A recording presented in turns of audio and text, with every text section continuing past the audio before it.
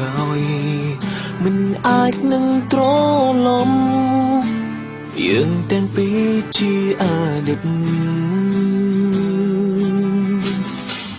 ចង់ឲ្យពេលថយក្រោយចង់លឺពាក្យថានឹងតែក្រុមយ៉ាងមិនអាចដូចចិនអូនចាក់ចេញហើយចង់ឲ្យអូនមើលវិញបានទេកុំហូរក្រុមយ៉ាងនឹងគឺពេលបាត់បង់មាសមេក្នុងមេដងអិនហើយព្រោះស្នេ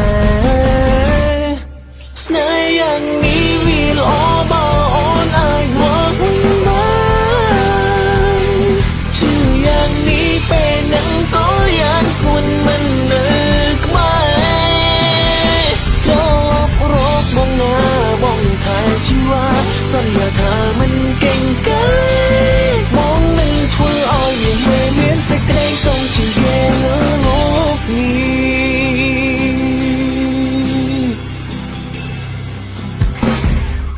ពេលមិនអាចថយក្រោយមិនអាចនឹងទ្រ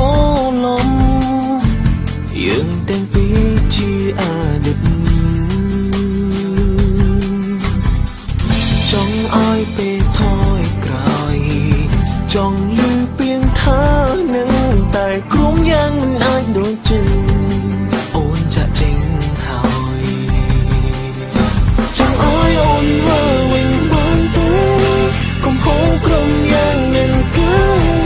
ពេលបាត់បង់មាសមេក្នុងមេដងអិនហើយព្រោះស្នេហ៍យ៉ាងនេះវាល្អបើអូនអាចមកវិញបា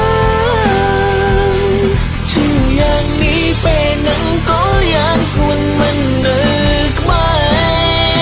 រចូលរកបងណាបងថែជីវ៉ាសន្យាថាមិនកេងកាបងនឹងធ្វើឲ្យយើងមានសេចក្តីសុខជាងគេលើលោកនេះ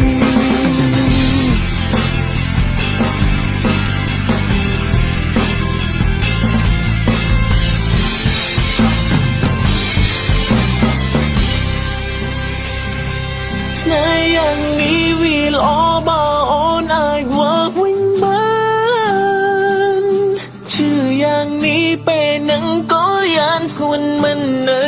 ក្បែរចូលរកបងណាបងថែជីវ៉ា